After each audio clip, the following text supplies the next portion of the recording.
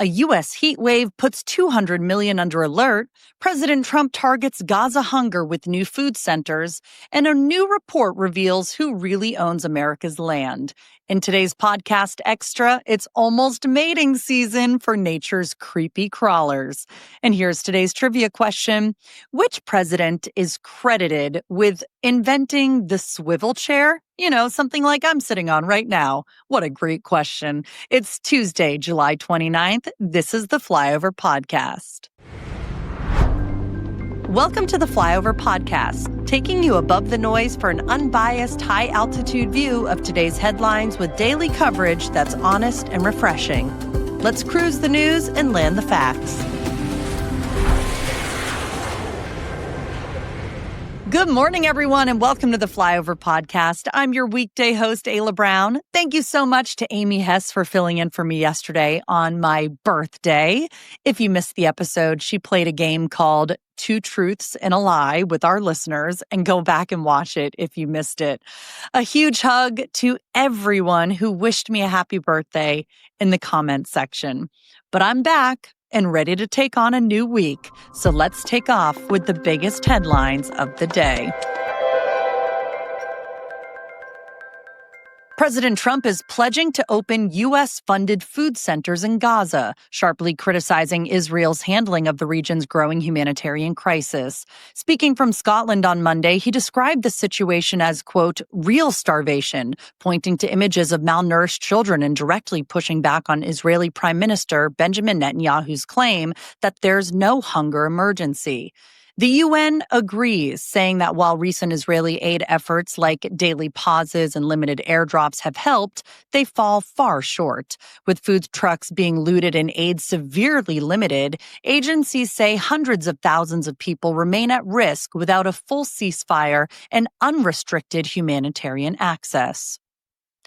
Meanwhile, a dangerous heat wave is gripping the eastern half of the U.S., with more than 200 million Americans under heat alerts. Temperatures in parts of the southeast, including Mississippi and Louisiana, could soar close to 120 degrees, while cities like St. Louis, Charlotte, and Tampa are bracing for multiple days of triple-digit heat.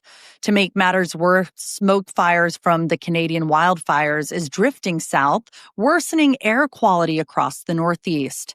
Officials are urging people to stay hydrated, avoid outdoor activity during peak heat, and keep an eye on vulnerable neighbors. And finally, a new report shows just how concentrated land ownership has become in the U.S. The top 25 largest landowners now control millions of acres nationwide. Topping the list is the Emerson family, with 2.44 million acres of timberland across California, Oregon, and Washington. Media mogul John Malone and ranching giant Ted Turner follow closely behind. But it's not just big ranchers. Big names from tech and finance like Jeff Bezos and Tom Petterfy are investing heavily in land, turning acreage into a modern symbol of long-term wealth and strategy. See the full chart of America's largest landowners in the show notes below. Here are your top political headlines. President Trump is pressing Russia for a Ukraine peace deal by mid-August, threatening tariffs on countries trading with Moscow, potentially disrupting global trade. He's warning that if a resolution is not reached by then, the U.S. will impose sweeping secondary tariffs on countries that continue trading with Moscow.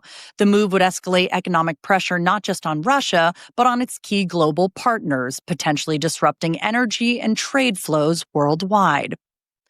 Meanwhile, on Capitol Hill, Rep. Bob Onder of Missouri has introduced a bill that would rename the John F. Kennedy Center for the Performing Arts as the Donald J. Trump Center for the Performing Arts. The proposal is part of a broader push by some House Republicans to rebrand National Institution in President Trump's honor. It's expected to face heavy opposition from Democrats and cultural groups. In legal news, Ghislaine Maxwell, the convicted co-conspirator of Jeffrey Epstein, is asking the U.S. Supreme Court to overturn her 20-year sentence for sex trafficking. Her legal team argues that she was covered under Epstein's 2007 plea deal, which they claim included non-prosecution terms for unnamed associates. Prosecutors have said that agreement was never meant to apply to Maxwell. Read more about that in the show notes. And finally, President Trump's team is reportedly seeking to expedite a deposition of Robert Murdoch in a potential defamation lawsuit against the Wall Street Journal, citing his age and health, though details remain unconfirmed. The lawsuit centers on defamation claims stemming from the Journal's coverage of President Trump's business dealings. Today's episode is brought to you by Native Path Collagen, something that I use every single day. I even made my mom a coffee this morning, and I put a scoop right in there for each of us. Native Path is made with one ingredient, pure hydrolyzed collagen peptides. No fillers, no artificial sweeteners, no additives, just type 1 and 3 collagen, which make up about 90% of the collagen in your body. It's third-party tested for heavy metals, so you know it's safe, and it's completely flavorless. Over 4 million jars have sold, 8,000 five-star reviews, and the best part is that 365-day no-risk guarantee. So if you've been curious why my hair looks so long and luscious, now is the time to try it for yourself. Go to getnativepathcollagen.com/flyover, or if it's easier, just click the link in the show notes below. Here are some bonus stories just for listeners of the Flyover podcast. The Trump administration has released new guidance that expands religious expression rights for federal workers. The memo says employees can now openly share their faith in the workplace, including trying to persuade colleagues their beliefs are correct, as long as it's not harassing. The policy also permits religious displays like Bibles, crosses, or mezuzahs on desks and encourages agencies to accommodate group prayer or discussions unless it causes undue hardship. Supporters say it reinforces First Amendment protections, while critics worry it could blur the line between personal expression and just being offensive in public offices. What do you think, though? Out in the Southwest, it's almost that time of the year. I hate to say it, but tarantula mating season is about to begin. Thousands of male tarantulas are expected to start emerging from their burrows in search of a mate, especially in states like California, Texas, New Mexico, Colorado, and Kansas. The mass movement typically happens after late summer rains and is most noticeable at night. Experts say the large, hairy spiders might look intimidating, but they're totally harmless unless provoked, and they actually help keep ecosystems in check by controlling insect populations and aerating the soil. And finally, a new survey shows just how plugged in we are. Americans are now spending more than 10 hours a day online. And I'll raise my hand. I am absolutely one of those people. That includes about 5 hours scrolling through social media, shopping, or browsing the web, and another 5 hours streaming TV and videos. The poll looked at adults with home internet access and found that for most people, phones and smart TVs are now the top sources of entertainment and information. Whether it's for work, downtime, or what we call doom scrolling, it's clear the digital world is dominating our daily routines. Is it yours, though? I hope not. Oh, that's your podcast extra roundup. Looking forward to giving you more exclusive content in tomorrow's episode. Coming up, former NFL Hall of Fame player turned college coach has an update about his health. All that and more after finance and a stock market update. In finance, President Trump says he's preparing to impose a blanket tariff of 15 to 20% on imports from any country that hasn't finalized a separate trade agreement with the U.S. by August 1st. The move is part of his broader effort to reshape global trade policy and bring more manufacturing back to the U.S. If enacted, the tariff could impact everything from electronics to food and clothing, raising prices for both businesses and consumers. Meanwhile, the Federal Reserve kicks off its fifth two-day meeting of the year today, and analysts widely expect interest rates to remain unchanged. Inflation is cooling, but not fast enough to trigger an immediate cut. However, many economists still believe we'll see at least one cut later this year, possibly as early as the fall. And in tech news, Tesla has inked a $16.5 billion deal with Samsung, securing next-gen computer chips from Samsung's new fabrication facility in Texas. The chips will be used in Tesla's self-driving software and other vehicle technologies. The deal marks one of Tesla's largest U.S.-based supply chain investments to date and reflects the company's push for more domestic sourcing. Here's how the stock market did yesterday. The Nasdaq rose 0.33%. S&P 500 held steady with a small gain of 0.02%. The Dow slipped 0.14%. Bitcoin dipped 0.16%, and gold fell 0.50%. The biggest mover of the day was ChargePoint, which dropped nearly 19% after announcing a 20-for-1 reverse stock split. The move is designed to boost the company's share price, but often signals financial instability, prompting a sellout among investors. In sports, Slovenian cyclist Tadej Pogačar has won the Tour de France for the fourth time in 6 years, solidifying his status as one of the sport's modern greats. He's only 25 years old and he dominated the grueling multi-stage race, while no American riders cracked the top 10 this year. His consistency and strength in the mountains continue to set him apart in the international cycling world. Over in college football, University of Colorado head coach Deion Sanders revealed yesterday that he was recently diagnosed with an aggressive form of bladder cancer, but says it's now gone following successful surgery. Sanders, known for his NFL Hall of Fame career and high-profile coaching style, says he's grateful for the care he received and plans to continue coaching the Buffs into the upcoming season. In NASCAR, Bubba Wallace made history on Sunday by winning the Brickyard 400 at Indianapolis Motor Speedway. He's now the first black driver to win a race at that iconic venue, adding another milestone to his growing career and helping further diversify the sport's legacy. And finally, Team USA came out on top at the FISU World University Games, finishing with the most overall medals and edging out Japan by 5. The U.S. placed third in gold medals but led the total count, showing strong performances across multiple sports from some of the country's top college athletes. Go USA! Still to come, as electric cars get smarter and faster, a growing number of drivers are shifting gears, literally back to stick shifts, engine rumble, and the joy of driving old school. Don't go anywhere. I'll explain more next.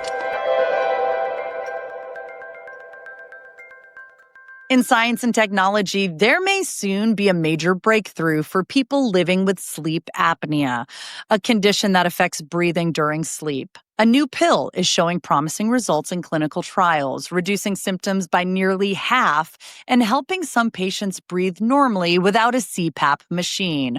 Researchers say it could become the first oral treatment for sleep apnea and offer a simpler, more comfortable option for the millions who struggle with traditional therapies. If you're one of my extended family members, please click the link in the show notes below to read more about this. I'm kind of kidding, but not. In electric vehicle news, Faraday Future has unveiled the FX Super One, a futuristic EV with kind of a unique twist. Its front grille is powered by AI. The car can respond to voice commands, display emotions with light patterns, and even, this is crazy, adapt to your mood. It's a blend of performance and personality aimed at drivers looking for high-end tech and a fully interactive experience. But while the EV world races ahead with smarter, faster cars, there's a counter trend growing too. More drivers are embracing the nostalgia of traditional driving, from manual transmissions to engine rumble and tactile steering. Enthusiasts are gravitating back to stick shifts and old-school performance for the pure joy of the drive. It really is less about speed and more about connection, a reminder that not everyone's ready to hand over the wheel to AI just yet. Here are a few stories that we thought you should know about. We start in Reno, Nevada, where a shooting outside the Grand Sierra Resort early Monday morning left 2 people dead and at least 3 others injured. Police say the suspect was taken into custody shortly after the incident, and the investigation is ongoing. Officials haven't released details about a possible motive, but they confirmed there is no continued threat to the public. Over in Hawaii, Maui County lawmakers are moving forward with a plan to phase out roughly 7,000 vacation rentals in apartment-zoned areas by the year 2030. The bill is aimed at addressing the island's ongoing housing crisis, which was made worse by the 2023 wildfire. Supporters say the measure could help open up more long-term housing for local residents, while critics argue it could hurt tourism and small property owners. What do you think? Leave a comment in the comments section below. Here's yesterday's poll question and the results. Amy Hess asked, do you pray? 65% said yes, every day. 20% said occasionally. 8% said no, I don't pray. 4% said only during the hard times. And another 4% said I practice differently. That was such a great question. I have made it a point to pray with my 2 sons ever since they were born. Every night we do. Now I lay me down to sleep. I pray the Lord my soul to keep, guide me safely through the night, wake me in the morning light. And then we all yell, Amen. Now I know that prayer has a few different variations to it, but that is the one that we do. Here's your poll question for today. What's your favorite type of book to read? Mystery thriller, inspirational self-help, historical fiction biography, romance, sci-fi fantasy, nonfiction, or other? I'm all about the mystery thriller novels, but honestly, when was the last time I actually sat down and had time to read? Can't tell you. Vote in the show notes below and I'll read the answers in tomorrow's episode.